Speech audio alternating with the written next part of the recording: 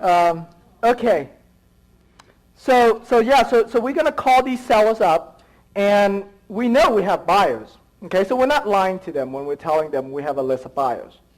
All right, and so here I tell you to gather and put in an Excel file just like you did yesterday for the wholesale deals. This is only if you don't have like a website with a database, like a back office system. You know, if you first started out, one of the common questions I get, is asking about setting up a corporation, setting up a website, setting up all of these things. If you haven't done the deal yet, I don't care for you to set up any of that stuff, because when I did my first few deals, I didn't have any of that stuff. It doesn't matter. Okay, it doesn't matter. Just do your first deal first, make some money, and then use that money to set up a corporation. Use that money to set up a website. You know, there's no need for you to find excuses, because that's what it really is. Of, hey, I need to do all of this stuff. I need to know all of this stuff before I can take action. Just make the first step, make a call, because your website's not going to do you any good, and your corporation's not going to do you any good if you have no sellers that will sign a contract with you. Right? Yeah, Ray Magnuson, one of my very, very successful students, you know, he called me, I think it was like on his second deal or something. After he closed on it, he says, Tim, how do I endorse a check? Oh, it's like, what? What do you mean, how do you endorse a check? You send it to me.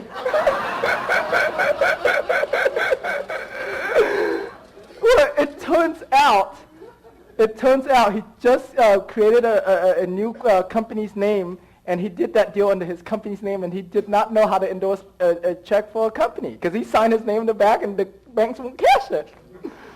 So I told him, well, you have to write your company's name and your account number.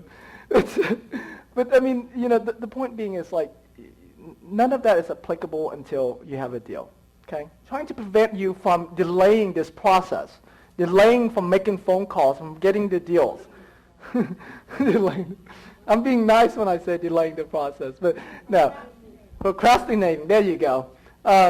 You know, and I don't use any of all of those stuff. Are just are just excuses for not making the phone call. This is the script you're going to use. Hopefully the pages are right and stuff, but if not, it's no big deal. So you call them, hi, my name is, whatever your name is. Hi, my name is Tim. I'm calling about your house for sale. Is it still available? Who am I speaking with? Okay, if you don't know their name, if you know their name, then that's fine. You can ask for them. Can you tell me a little bit about the property? Where is it located at? What's the condition? You're not going to ask all of that in one. You wait for them to respond. It sounds like a lovely home. Can I ask you why you're selling it? Okay. So do you know what the value of the home is? Okay. How much do you still owe on it? How long have you been trying to sell it for? Does the house need any repairs? How soon do you need to sell the house? Would you consider renting it out if you can't sell it? So this is a very important question, because it tells you that whether or not they're willing to do a lease to own or a wraparound owner financing. Okay. So let me ask you this: would you sell it for what you owed on it? If they do, that means that they're willing to do subject to, okay, or a wraparound owner financing. If I pay you all cash and close quickly, what's the least you would accept? Okay, and so wait for them to answer you.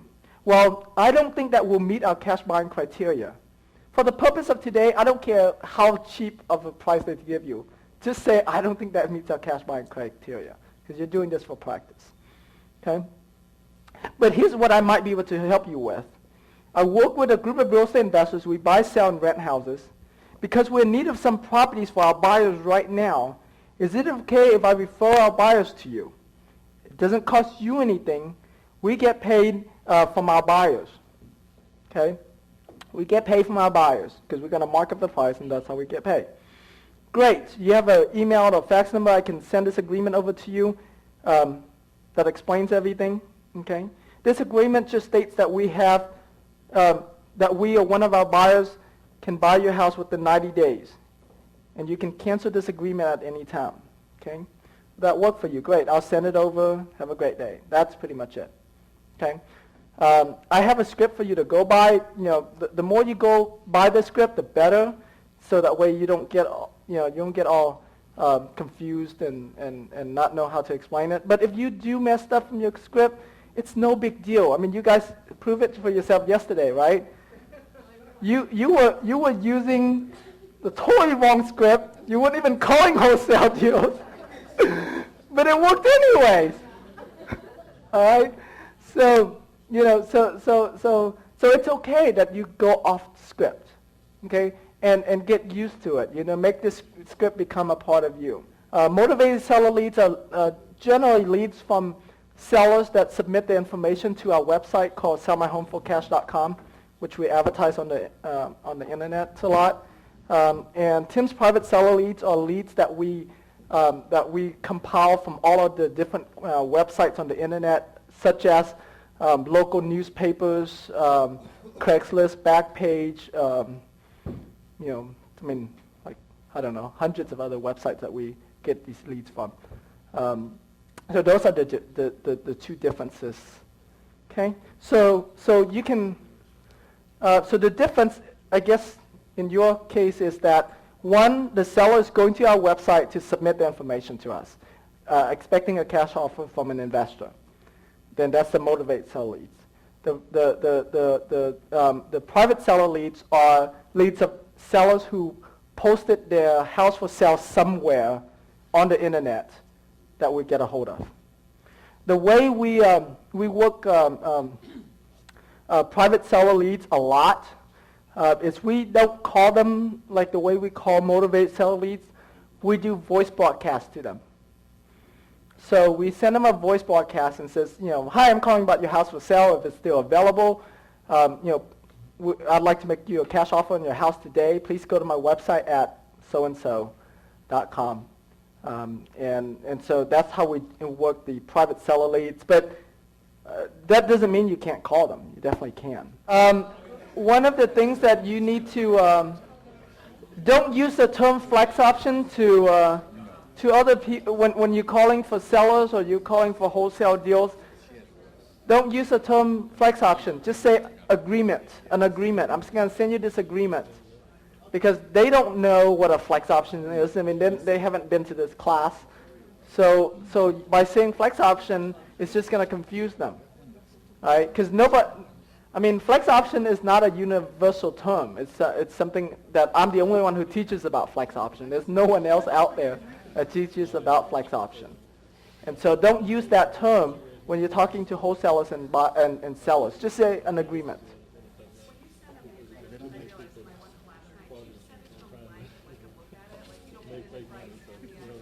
Right. So I just send them blank so that way we can follow up and then go through. Yeah. The flex option?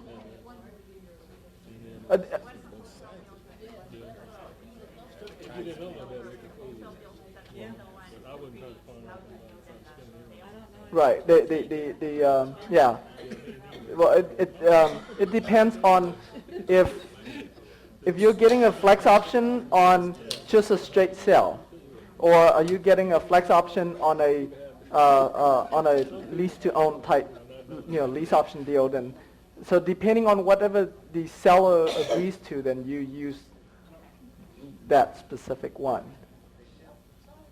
Yes. I got a call from a realtor today, pretty nasty, saying that what I was doing was illegal and that he was going to turn me into tracks. Yeah, a lot of realtors don't know what they're saying, and even if they say that they turn you in check, let them do it, because realtors are very it's like they're in their own world. This is one of the reasons why I don't like to deal with them too much, because then you have to explain to them. But you can fax this to any attorney. They'll look at it and say, yeah, this is fine. I mean, options has been around for ages. This is not anything new. You know, I think the biggest use of option was when Disney World was created. I mean, those guys optioned and sold those land like hundreds of times before, before a developer ended up buying them.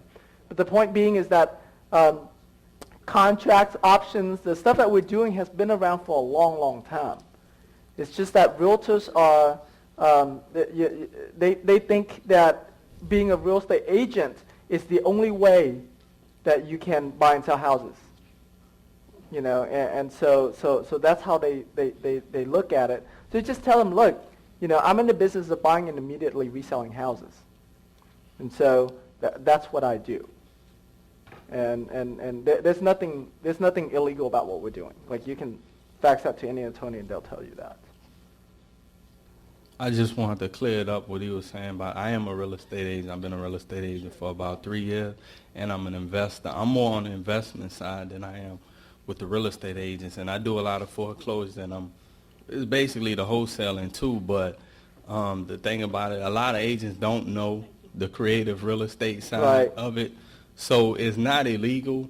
I mean, of course, being a real estate agent, we have to disclose a lot of stuff, which I don't use myself. I use a partner, but it's really not illegal. It's not illegal. I mean, if that realtor have the exclusive right to represent that person, it's different versus if that person give you the authorization to market their property. So it's really not. So you're not in jeopardy of that. Right. And if you want a more universal term when you talk to an attorney or a title company, a more universal term for a flex option is called a non-exclusive option. Non-exclusive option.